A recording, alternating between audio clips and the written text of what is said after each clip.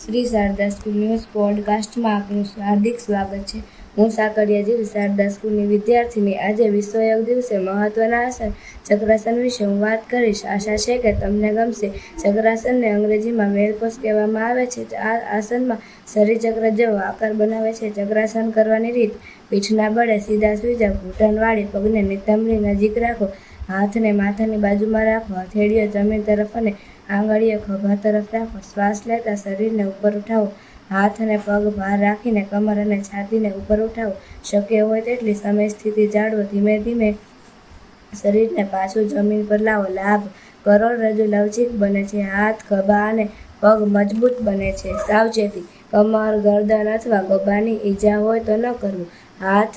High blood pressure અથવા હૃદયની તકલીફ હોય તો નિષ્ણાતની સલાહ લેવી। શરૂઆતમાં યોગા શિક્ષકના માર્ગદર્શન હેઠળ કરવા।